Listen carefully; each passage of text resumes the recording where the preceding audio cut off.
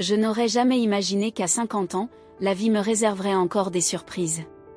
C'était une journée ordinaire à la ferme, une de ces journées où le soleil brillait et où tout semblait calme. J'ai vécu dans cette ferme pendant la majeure partie de ma vie. Après le décès de mon mari, il y a 3 ans, c'est devenu plus qu'un simple lieu de séjour, c'est devenu mon monde à part entière. Mon mari et moi avons construit notre vie ici. Nous avons travaillé côte à côte, plantant des cultures, nous occupant des animaux et observant le changement des saisons. La ferme était notre fierté, notre joie, et l'endroit où nous avons réalisé nos rêves. Après son décès, la ferme est devenue mon lieu sûr, mais elle me semblait aussi plus vide sans lui. Chaque matin, quand je sors dehors, je peux encore l'imaginer debout près de la grange, me souriant avec ce sourire chaleureux et familier. Cela a été dur de vivre ici sans lui, mais je suis restée parce que cette ferme détient nos souvenirs. C'est le cœur de tout ce que nous avons construit ensemble. J'ai épousé mon mari, B, alors que je n'avais que 23 ans. Je me souviens encore du jour où nous nous sommes rencontrés. Il était grand, avec un sourire aimable, et il travaillait comme journaliste, toujours curieux et passionné par la vie. Dès notre mariage, j'ai su que nous étions faits pour être ensemble. Nous avons construit une vie remplie d'amour, de rire et de bonheur. B m'a toujours fait me sentir spécial, et je n'ai jamais eu à m'inquiéter de quoi que ce soit parce qu'il était toujours là pour moi. Nos journées étaient lumineuses, pleines de joie, et nous avions l'impression que rien ne pouvait jamais aller mal. Nous aimions faire de longues promenades ensemble, et chaque soir, nous nous asseyions près du feu pour parler de notre journée. B me racontait des histoires sur les personnes qu'il avait rencontrées au cours de son travail, et j'adorais l'écouter. Il avait une façon de rendre excitantes même les choses les plus ordinaires. Nous étions plus que de simples maris et femmes, nous étions les meilleurs amis. Mais tout a changé il y a 3 ans. C'était un jour normal où B partait travailler. Il m'a embrassé sur le front, comme il le faisait toujours, et m'a promis de revenir pour le dîner. Je n'aurais jamais imaginé que ce serait la dernière fois que je le verrais vivant. Ce soir-là, j'ai reçu un appel. Mon cœur se serra lorsque la voix à l'autre bout du fil informa qu'il y avait eu un accident, un terrible accident de voiture, qui avait coûté la vie à Bod. En un instant, tout ce que j'avais connu et aimé avait disparu. Les jours qui suivirent furent sombres. J'avais l'impression que mon monde s'était brisé en 1 million de morceaux. Perdre BOD, c'était comme perdre une partie de moi-même.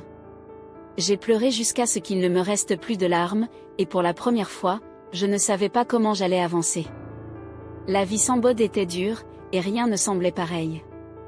J'ai dû apprendre à tout faire par moi-même, et même les plus petites tâches devenaient difficiles.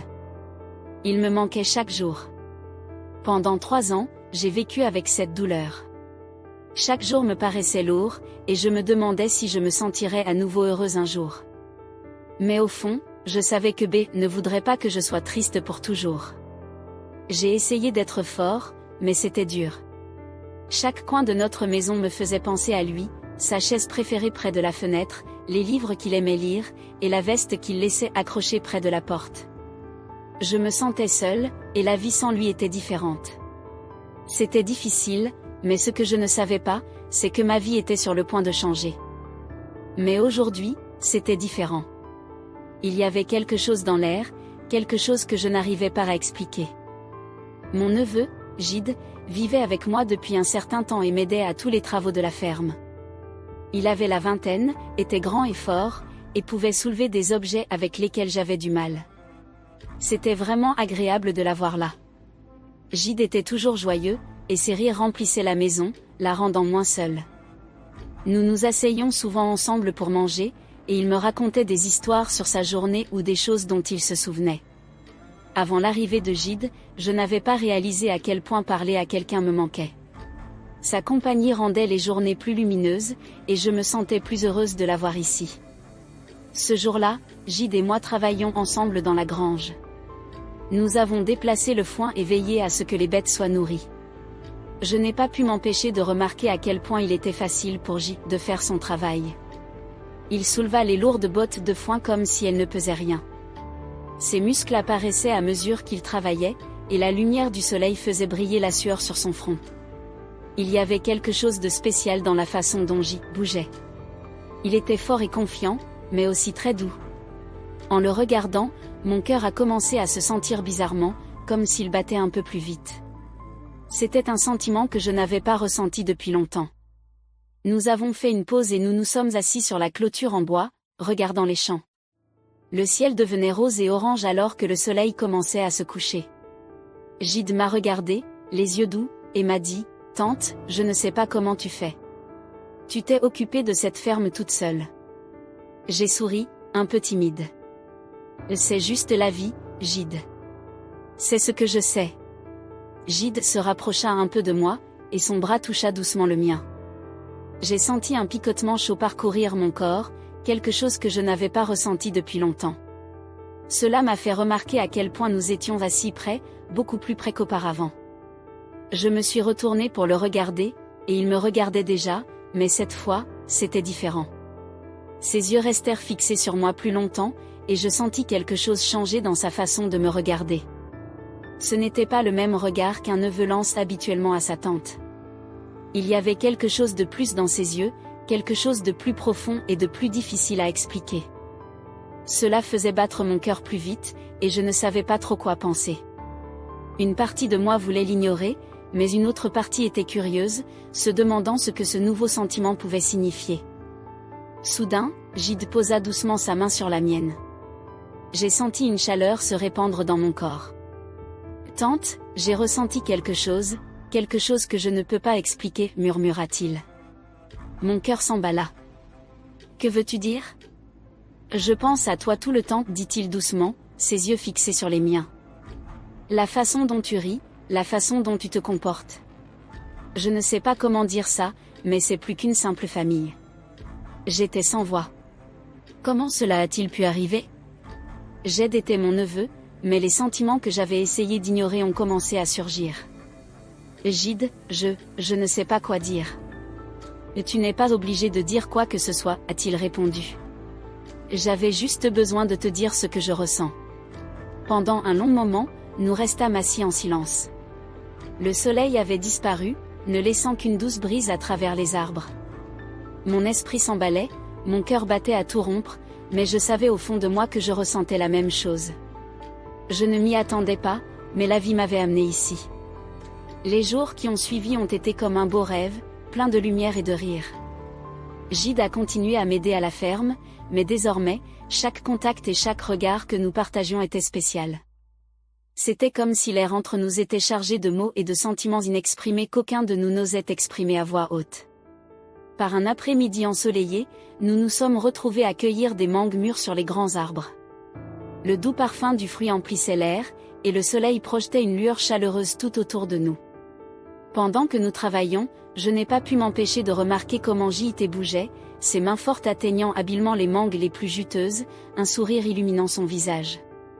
Soudain, il s'arrêta et me regarda avec une intensité que je n'avais jamais vue auparavant. Il s'est approché, et j'ai senti mon cœur s'emballer. « Tante, dit-il doucement, sa voix ferme mais pleine d'émotion, je ne peux pas m'empêcher de penser à nous. Je sais que cela semble étrange, mais je ne veux plus lutter contre cela. » Ces mots flottaient dans l'air comme une douce brise, et je sentis une bouffée de chaleur me parcourir. J'avais ressenti la même chose, mon cœur murmurant des secrets que j'avais gardés cachés trop longtemps. Debout là, entouré de mangues, j'avais l'impression que le monde s'était réduit à nous deux. J'ai pris une profonde inspiration, mon esprit s'emballant. Gide, comment, sais-je ? Mais les mots restèrent coincés dans ma gorge. Je les regardai dans les yeux, et j'ai vu la compréhension et l'espoir se refléter. C'était un moment de vérité, un moment qui pouvait tout changer, et dans cet espace magique, j'ai réalisé que nous étions tous les deux prêts à embrasser tout ce qui allait suivre. C'est fou, murmurai-je, ma voix tremblante. Nous ne devrions pas ressentir cela, mais nous le faisons, répondit Gide, la voix grave et remplie d'émotion.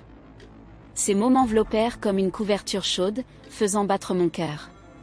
Il tendit la main, prenant doucement mon visage en coupe, et je ressentis une bouffée de chaleur à son contact.